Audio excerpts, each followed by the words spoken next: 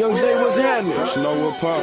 Bay Road, what it do? Live by it. So we're here for the town.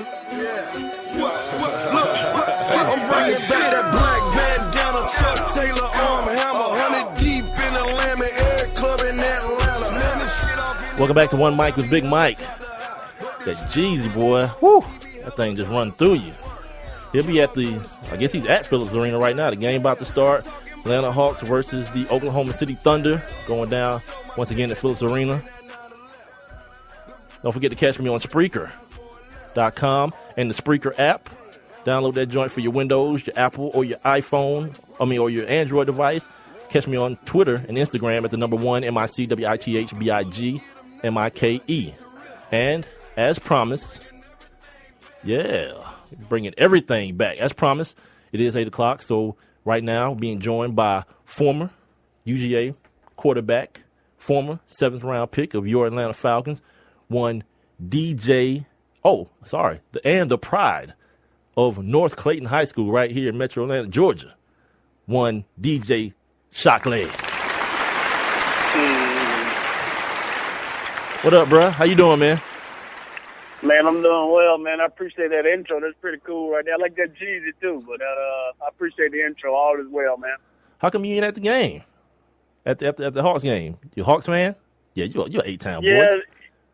Yeah. I like my Hawks, man. I couldn't get out there tonight, but we'll see. Possibly get out there this weekend to see Kobe. No doubt. See, now everybody want to go see Kobe. I was just telling the people earlier, man, I can't do it. I can't watch Kobe shoot 1 for 14. I can't do that to myself. Man, Kobe's still a GOAT, man. You can't deny that, man. You got to see him one last time. You know what? I guess you like it. I love it. How was your Thanksgiving, man? Thanksgiving was good, man. Family's well. How about yourself? Good, man. Did you do any cooking? You know, hashtag real men cook. You do any cooking? No. I ain't part of that hashtag. So I let my wife and my mom and my aunties, they all got that done. So no doubt. I sat back and ate and enjoyed it. No doubt. He is DJ Shockley, the 7th round pick of the Atlanta Falcons in 2006, the SEC championship winning quarterback of your UGA Bulldogs. What was that, in 2007, DJ? 05. 05. Man, we getting old, brother. We getting up there. I know, man. Good God. Gotta grow up one day, man. That's what I told my mama this weekend, because she said that to me. I was like, yeah, I guess I got to grow up sometime. Yeah, too. Now, you know the reason I got you on today, and I know you probably been talking about this all day, but your man Mark Richt, and I said this earlier, I never thought I'd see it happen. Like, I've always called him, like, the Joe Paterno of the South. Like, I felt like he would just keep getting extended and extended and extended until one day he was just like, I mean, not in the way Joe Paterno did, but just to be like, you know what? I'm done. I'm 85 and I'm done. But today ended the 15-season career of, well, not career, but I guess the 15-season tenure of Mark Richt here in Athens, well, nearby here in Athens, Georgia. You had the distinction of being his first recruit. How about that? Didn't know that till I read it today. And yeah, man. Read some of your comments, man. You seem to be, you and a couple other people seem to be pretty upset about it. Tell me where the emotion and where the anger comes from. Well, you know what? It's just over time, you just have relationships with people, and Coach Rick is one of those guys who recruited me, as you said, was I was his first recruit there, and he always was a guy who was honest and straightforward with me, and this guy consistently wins each and every week, and it's not just him about the wins and losses. He does a lot for the players. He graduates all his kids. He makes sure they are men first. When they get there, they're boys. He grows them into men. He teaches them the finer things of life and, how to make it once you leave. So you have a different relationship and emotion for a guy that's been somewhere for 15 years. Yeah.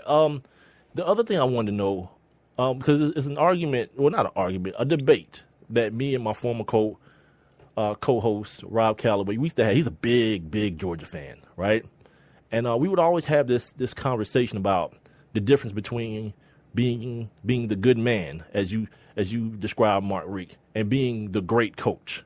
Like, I've always felt like Mark Richt was a good coach and an adequate coach, but I don't feel like he's ever ascended to where great lies. You know what I mean? Because when I think about great, I think about the Nick Sabans of the world and the Urban Meyers of the world. And while Mark Richt's tenure, he had a successful one, and it was full of wins, but based on the University of Georgia and the expectations, I just don't think he ever lived up to that. Is that fair of me to feel that way? Yeah, I can understand that because he hasn't, won the quote-unquote national championships, and it's been 10 years since, they won an SEC championship. You can understand that. I understand that at the end of the day it comes down to wins and losses. It comes down to what have you done lately, and that's what, especially playing in the SEC and being a head coach, that's what it's all about. So I can understand the frustration people get and what people can say about his legacy, but I always look at it as, not only what he did on the field, but what he did off the field to help these same young men grow into better men as they get older, and also while they're there, showing them a different way of living and thinking, and I think he's done that.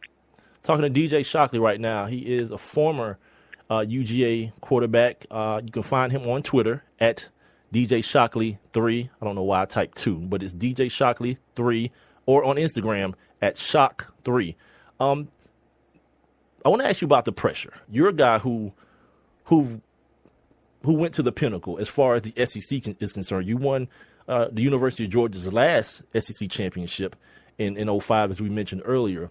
What is that pressure like down there? Because we've seen some very unsavory things happen, like Aaron Murray's house getting egged and toilet paper because, God forbid, a 20-year-old kid isn't perfect. You know what I mean? So Tell me, if you can, put into words the pressure that you, especially as a quarterback of a team that has the expectations of University of Georgia, goes through week in and week out to play ball games. It's why you go to a place like Georgia, because you can handle it. It's obvious pressure because being the quarterback at the University of Georgia is just like right under being the head coach, because everybody looks at you when things go good, and when things go bad, they look at you as well. So the pressure is tremendous, but I never looked at it like that. I looked at it as an opportunity to be the leader of a university, a leader of a team, and a lot of guys followed me, so I made sure that when that pressure moment came, I was ready for it. And the best way to handle pressure is always being prepared, always going into a game knowing exactly what you're supposed to do and what everybody else is as well. So when those times come, then you're ready for them, and it's not even pressure anymore. It says you stepping up to the plate and doing what's asked of you. What do you remember from that season, from that SEC championship game against LSU? Like, what do you today, many, many years removed, what do you still kind of like cleave to and hold on to from that season and that particular game? Well, I think just because everybody expected us not to be so good. Everybody expected us to finish third in the East, and we weren't supposed to be a really good team and rebuilding, and we went out and showed people exactly what we're about.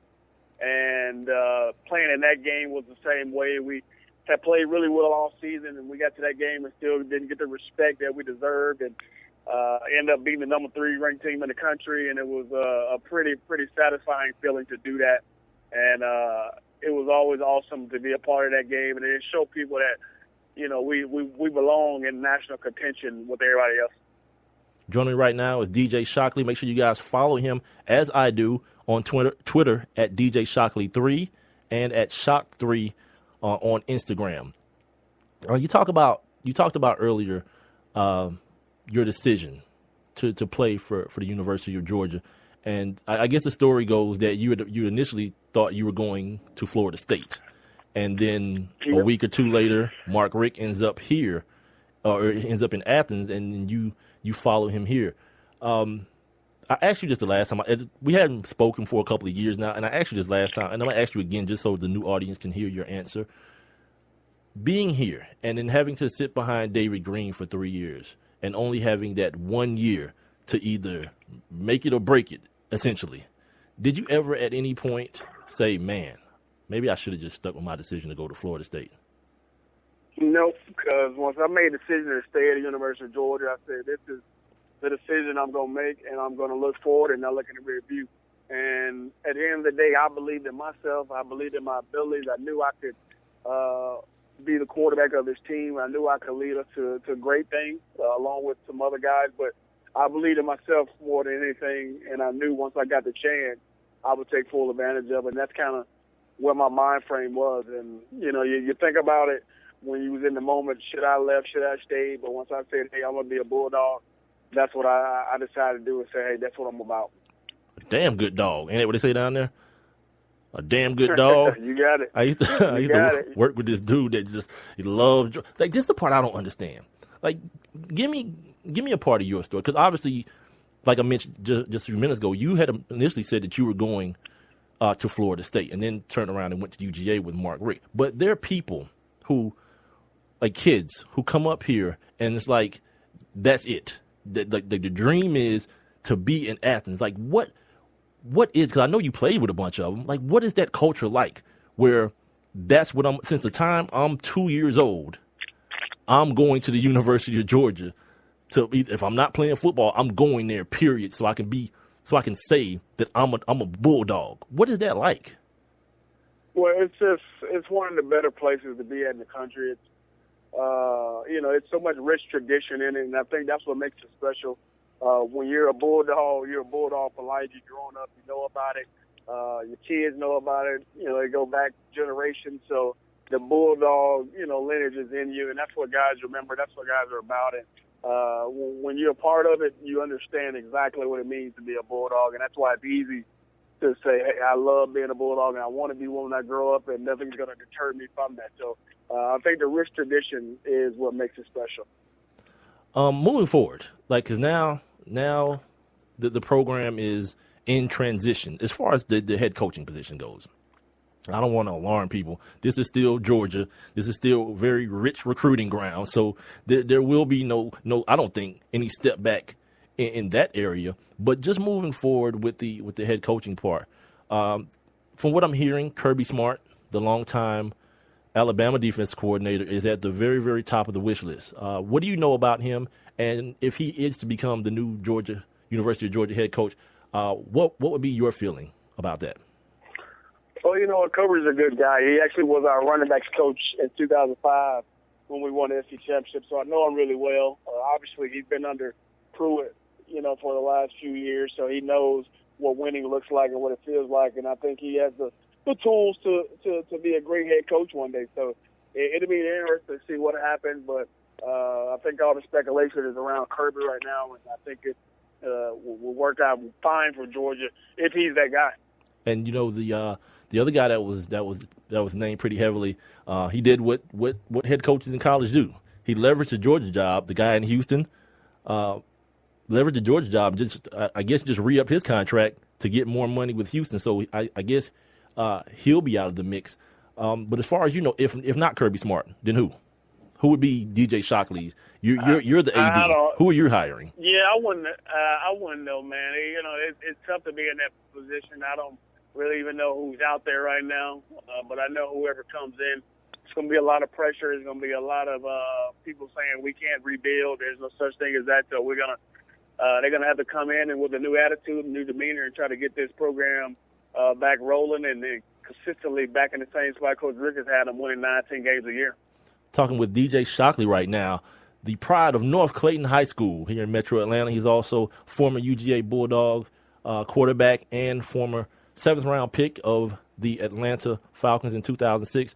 You A-Town down, cuz. You know what I mean? From high school, right down the street for college, and then came right on back for the pros. And speaking about the pros, I definitely wanted to ask you about what's going on with the Atlanta Falcons right now. From a quarterback's perspective, I'm glad I got you because I want to know, what do you see when you watch specifically Matt Ryan and the struggles that he's going through right now? Because he doesn't seem to be playing like himself, and everyone is really kind of riding him a little bit. The fan base is kind of riding him a little bit. What is it that you see from a quarterback's eyes looking at another quarterback that, I don't know, maybe I don't want to say doing wrong, but just what is your perspective? What do you see? I just think he's got a lot going on around him right now. I think it's upstairs right now mentally. He has to do a better job of making better decisions. In key moments, they're having a lot of issues in the red zone, and I think that's part of the process. As things are happening a little bit faster down there, holes are shrinking. But also, I think the scheme that he's in right now, I don't know if he's all the way comfortable with it. And when he gets into the game, sometimes the decision-making process is a little different for him. But I think Matt is in a slump right now. I'm hoping he comes out of it, but he's a hard worker. He's dedicated, and I think at the end of the day, he's going to do everything he can to get this team back rolling. Around the NFL, we're seeing a lot. I don't know if it's because people are pointing them out more, or people are paying attention more. But it seems like a lot more injuries are happening. And a couple of weeks ago, I shared with the people an article that in which Brady Quinn, he attributed them, former Notre Dame quarterback Brady Quinn attributed this rash of injuries to PED use. Now, I want to ask you about that here in a second. But first, you suffered an injury, tearing your ACL in 2007 in the preseason, where a lot of people felt like, I don't know if you felt that way, but a lot of people felt like that was going to be DJ Shockley's time to shine. And unfortunately, in that preseason game, your knee went out on you, and then things kind of went from there. How did you handle that? Because that's an injury that's not like twisting your ankle. That's going to keep you out for a while, and then it's going to change a lot of people. It changes the way how you play the game going forward. So how did you handle that knee injury? It was tough at first. It was one of those situations where you're asking why and why that happened to me. But I think at the end of the day, you had to mentally say, hey, how am I going to get better? And I had to, sit down and just mentally think about, hey, you got to do a little bit more to get yourself more prepared and ready to go for next season. And you don't have any time to sulk or think about it. You got to move on, and you got to make it better. Now, as far as the PED thing goes, I was talking to another former player last week on the show, a guy named Terrell Troop, and I asked him about the PED usage, and he mentioned that he didn't think it was an issue because of all the new testing, and now the random HGH testing being in place in the NFL. And the one thing that I was mad at myself for not doing, I didn't follow up the question by saying, then why are people still getting popped for PEDs? Then you know what I mean? Because I'm always of the assumption that if one person's getting caught, for every one person, then 5 people are doing it. I'm just gonna always assume that way. Do you have any? I'm not asking you to name any names or anything, but any firsthand experience, whether it be college or pros, dealing with guys in the locker room and PED usage, whether it be actual steroids or whether it be banned substances or whether it be HGH or anything of that nature? Nah, man, I've never had any guys I knew who was going through any of that stuff. So I wouldn't even know how to comment on that because I haven't been around any guys who've done that, or I haven't been around guys who got caught with that. So that wouldn't even be my area. Got you. Wrapping up here with DJ Shockley, you guys can catch him on TV, radio. Boy, you everywhere. So like every time I hear somebody talking about UGA or hearing somebody talking about the Falcons, DJ Shockley's there to talk about him. Doing a hell of a job, by the way. You can also find him on Twitter and Instagram. On Twitter, he's DJ Shockley 3, and on Instagram, he's just plain old Shock 3. Now, next month, December, the Concussion movie comes out. Will Smith playing Dr. Ben Amalu, and it's said to be one of these things that could shake the NFL quite a bit.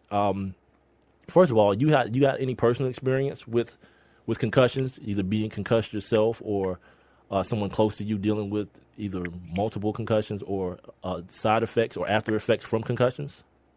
No, I don't have anybody close to me. I've had some guys who definitely had some concussions in their time, and I think I've had one or two maybe, but no issues. Everybody's pretty healthy, and everybody's done the checking and all that to see where they stand mentally. So it's one of those things that you got to stay on top of, though. Did you play with that kid that and I can never remember his name, man. The kid that committed suicide. He went to the University of Georgia and played football, but he committed suicide. It was like the saddest thing ever in front of his 2 sons and his wife. She's one of the people, one of the wives heading up this other lawsuit. It's kind of been buried, and it's linked to domestic violence. And a lot of these women are saying that their husbands are changing. They're seeing these mild-mannered men all of a sudden turn into these monsters almost overnight, and they're attributing it to repeated blows to the head. And do you know who I'm talking about? What is that kid's name?